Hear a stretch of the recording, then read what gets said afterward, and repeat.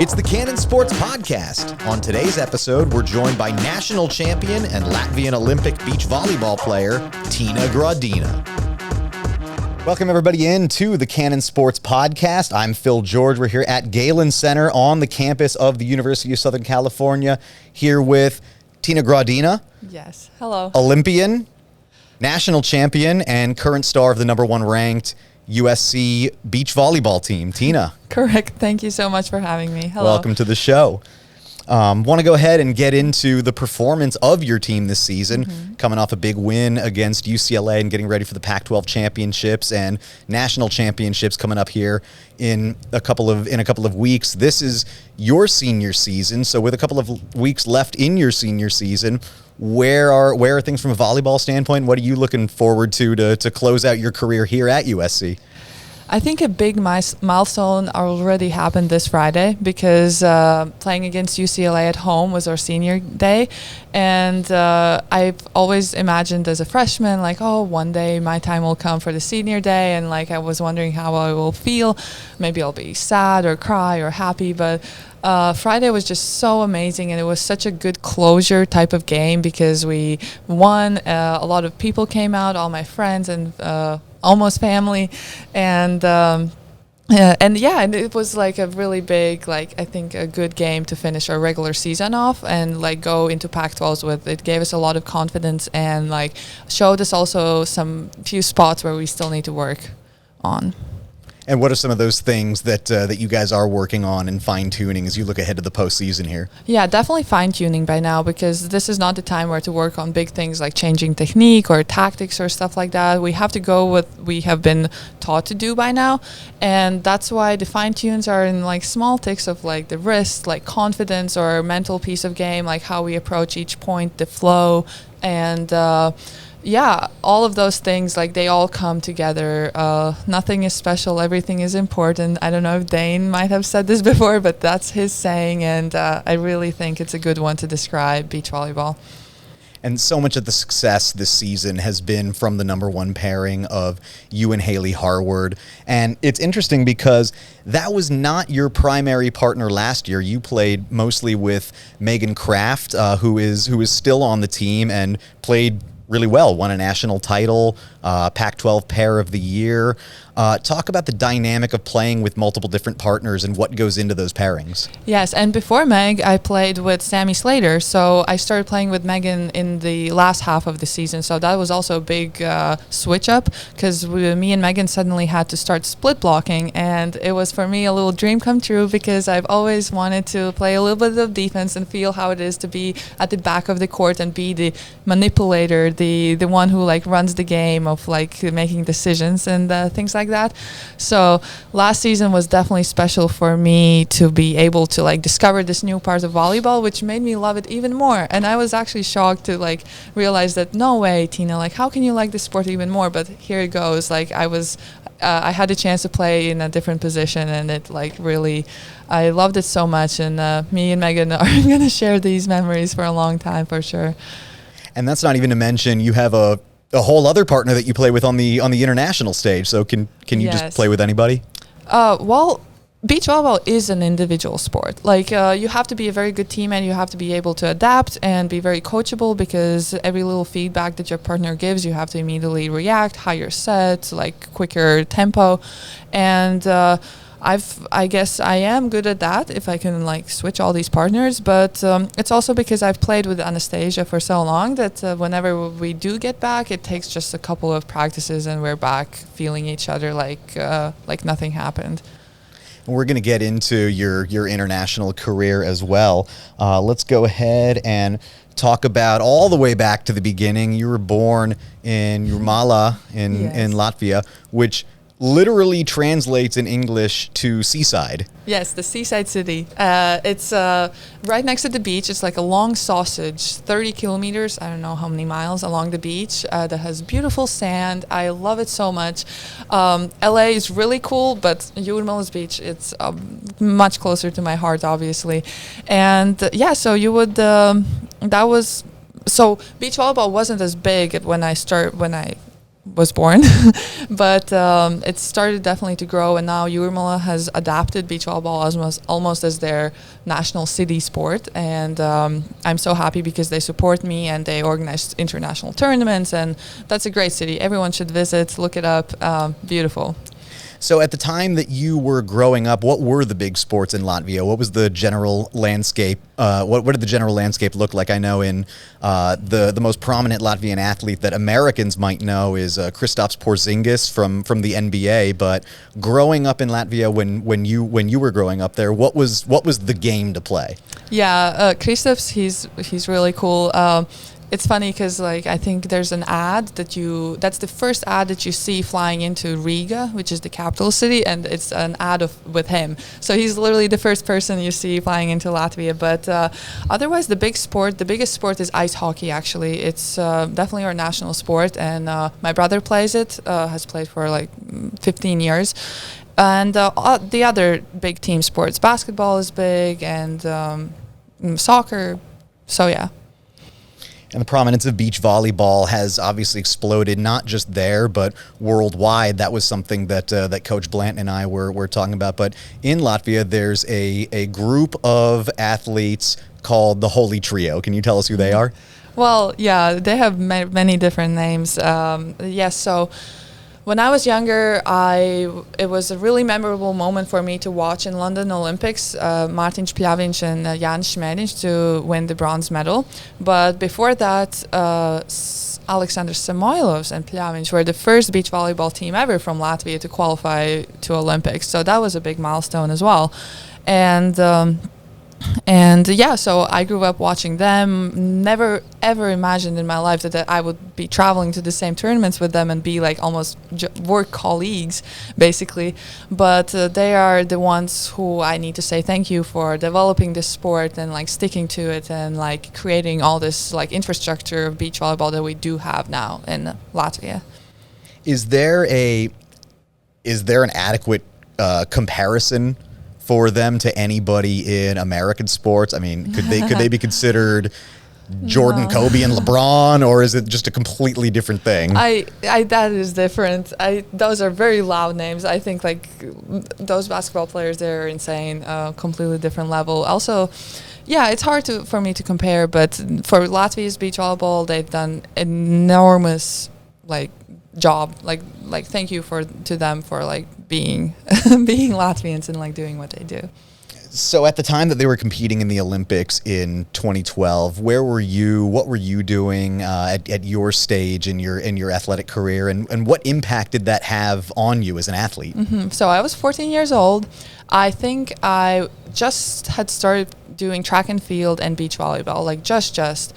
And I had just dropped tennis and swimming. And my dream of becoming a ballerina had died already, when I was 6 or 7. But yeah, so those were the two new sports that I had picked up, and was going to school and just nothing serious, definitely. Well, except I did have practices every day after school, so I was a busy kid, didn't ever have free time for parties or that much friends. That's right. You spent a good amount of time competing in the heptathlon, right? Yeah, heptathlon, 7 events. It's quite intense. So for our viewers who may not know, heck, I don't really know. That's an intense event. Can you talk about what all that entails? Yeah, 7 events for women, and for guys it's called decathlon, which is 10. But for women, so it's 100-meter hurdles, high jump, long jump, shot put, 200 meters javelin throw, and 800-meter run, which was the toughest one of them all, and I didn't want to run it at all because it would just hurt so much. But I think that experience of track and field really helped me mentally, because it was one of the most painful things I've ever done. And then in comparison to being on the beach volleyball courts, where you do push yourself physically, but rarely to the same extent that track and field athletes do. So that was in my mind, seemed like an easy transition. Wow, this is really nice. I don't have to hurt so much all the time. And you have a pretty extensive family history in the sport of track and field. Yes, my mom was a track and field athlete for all of her youth, and my dad was a beach volleyball player. So I'm a combination of both of them, and we have a joke that my dad is responsible for the volleyball things and my mom for the track and field things. But now it's been a long time since since I've participated in any track and field events. Yeah. Did you ever give any thought to competing in track at the college or pro level? Well, yes, I actually did. And my freshman year at USC was the first year ever when I did not do track. And I like the switch because beach volleyball, I've realized, is the sport that's exactly for me. But when I was younger, I had some sleepless nights because I was very connected to my coaches and my track and field coach, who I knew was putting so much energy into me. So I felt very bad and almost like a betrayal that I would tell him that I'm going to stop this sport, which was sad. But eventually, it all happened naturally at the end. It wasn't as big as I thought it will be. And it certainly paid off. You were already a decorated athlete by the time you even made it here to USC in 2016.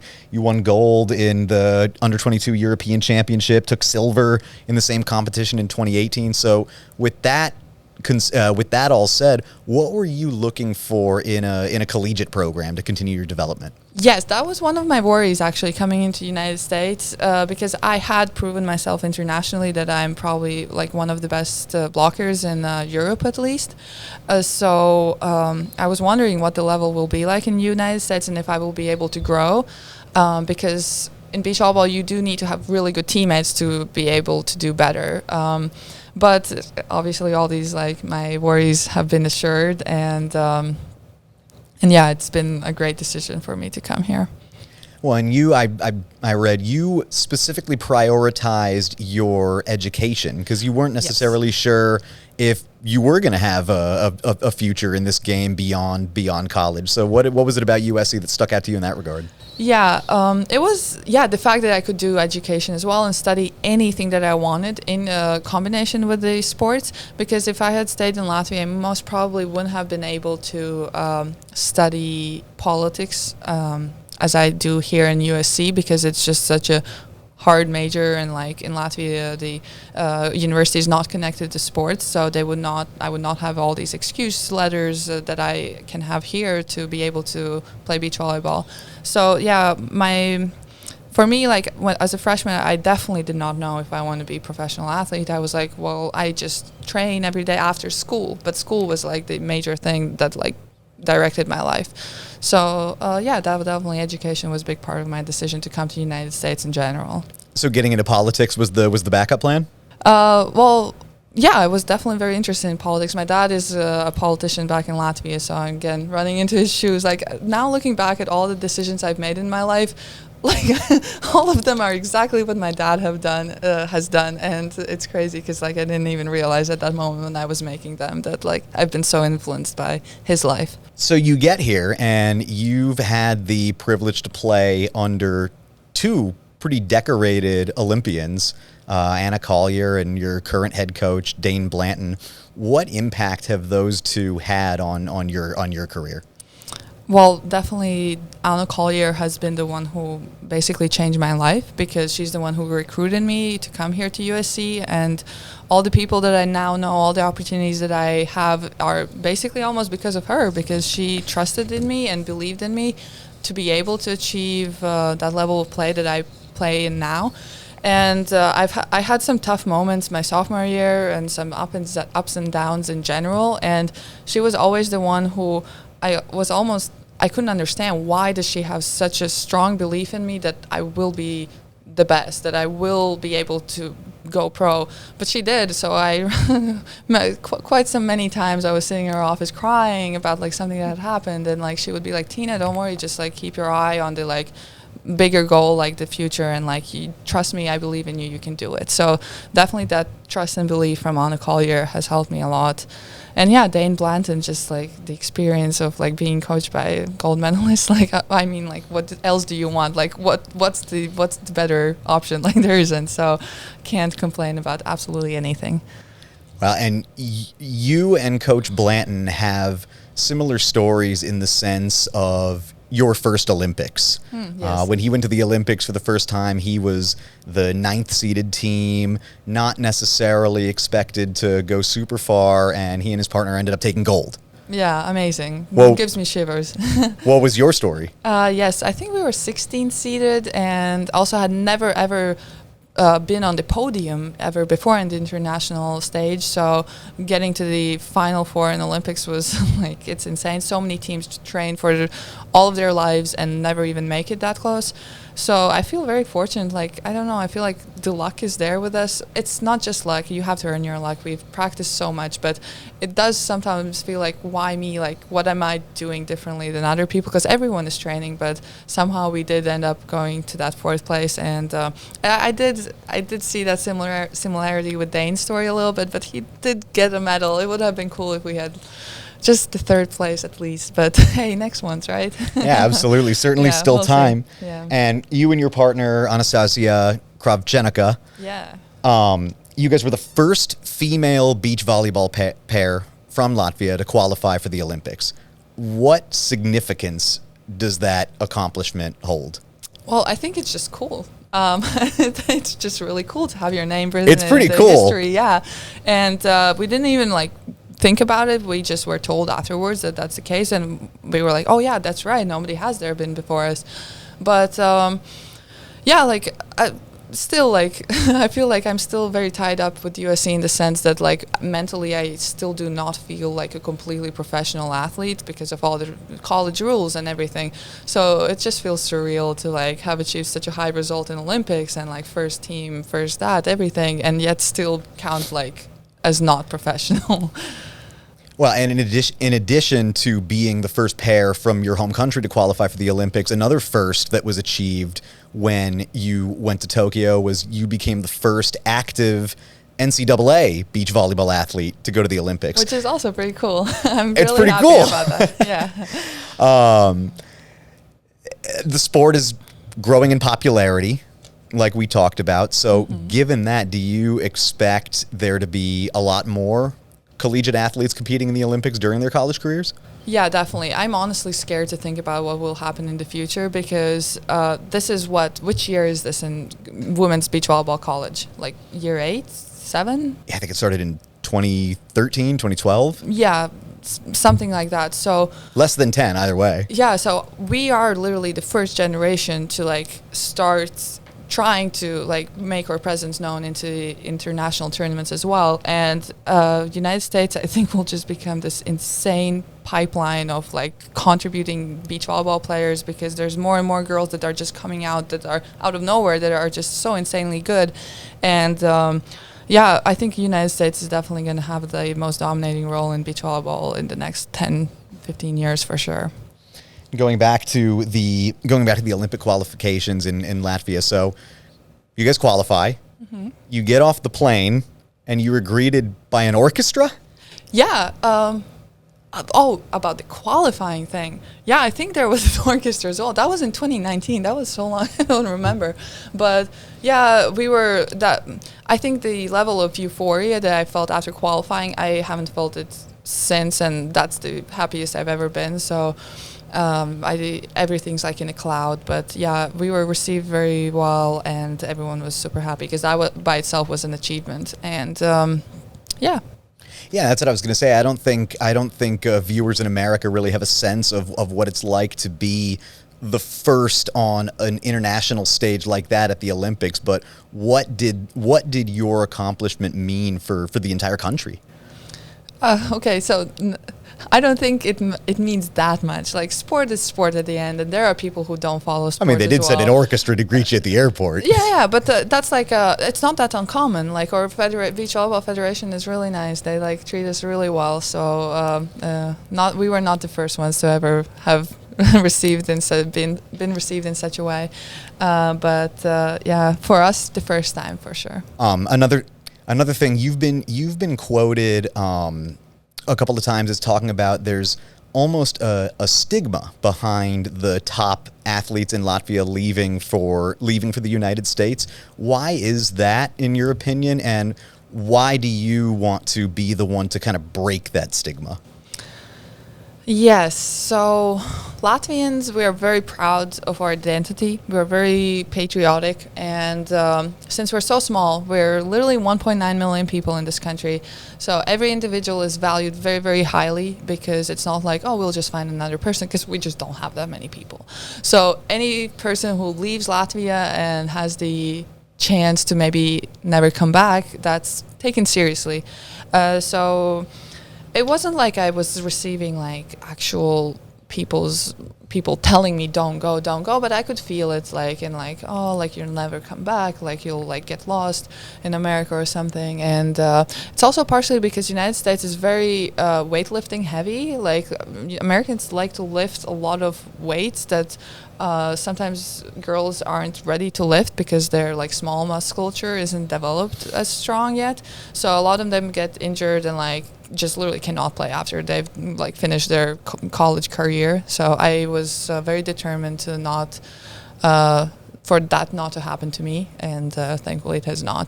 So maybe I am like an example of like, yes, nothing bad will happen if you do come to the United States, and you will still be connected with your country, and you can still like not get injured if you take care of yourself.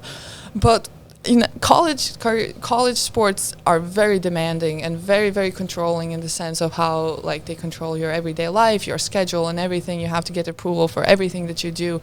So I do see like there are founded, some of the concerns are actually founded, I would say.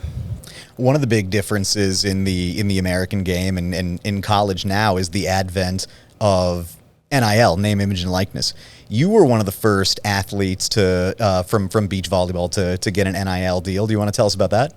Yeah, so I was so happy to like have this rule removed, because I definitely have a couple of like companies that I would love to work with and that I now have as my supporters.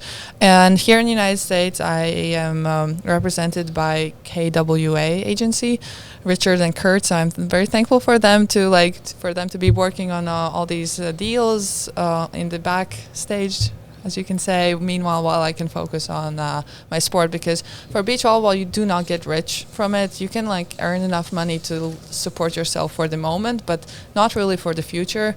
So to have to be allowed to try to get some extra money that you will literally need for a living, that is very nice from the NCAA side. So thank you to them. And I think it should have happened a long time ago, because for small sports like beach volleyball, like you will not become a millionaire from like these NIL deals. So overall, you think it's something that's impacted college athletics for the better? Yeah, I think so. But we're literally the experiment bunnies. We'll see how this goes. Like it definitely will not be the same in like next year or 2 years from now. I'm sure. Yeah. So you get to Tokyo. Mm-hmm. And your first matchup in pool play was against the pair of Kelly Clays, USC graduate, and Sarah Sponsel, who starred at UCLA. Was that kind of a surreal experience to get to Tokyo, a world away, and the first person you see on the other side is somebody who was, I mean, probably on the team when you were being recruited, right? Yes, Kelly received me on my recruiting trip, showed me around, and also me and Anastasia, we practiced against Kelly and Sarah a lot that spring before Olympics, so we knew them very well.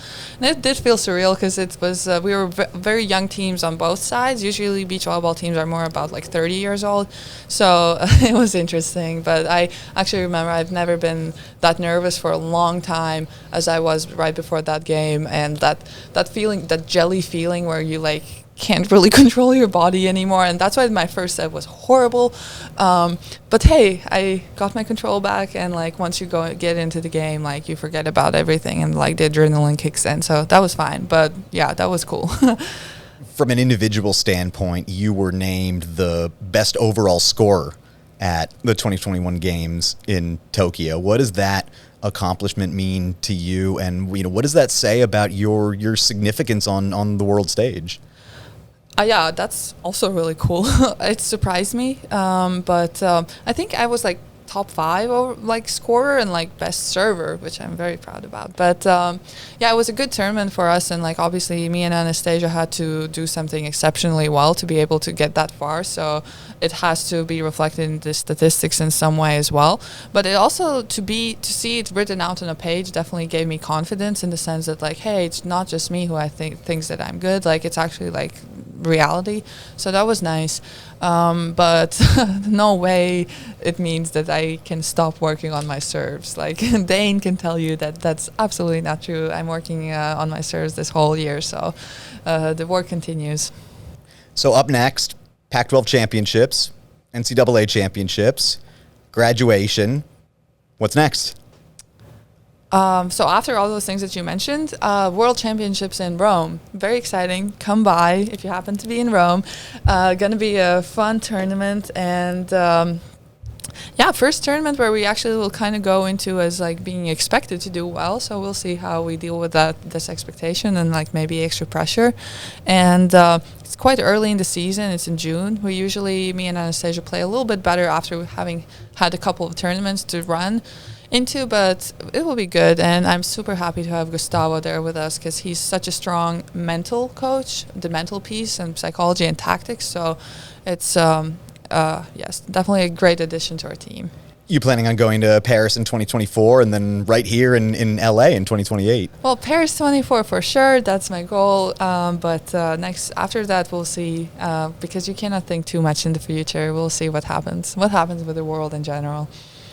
Sure. COVID taught us all that, and now we're operating on a different mindset now. Yeah, I mean, how did that affect your training? Obviously, the season was canceled in the middle of it. The Olympics was canceled. You had to put that off for a year. How did the pandemic affect your training, both for USC and for international play? Yeah, that's an interesting story because COVID happened early 2020, and I actually took a gap year, an academic year, in the beginning of 2019 academic year.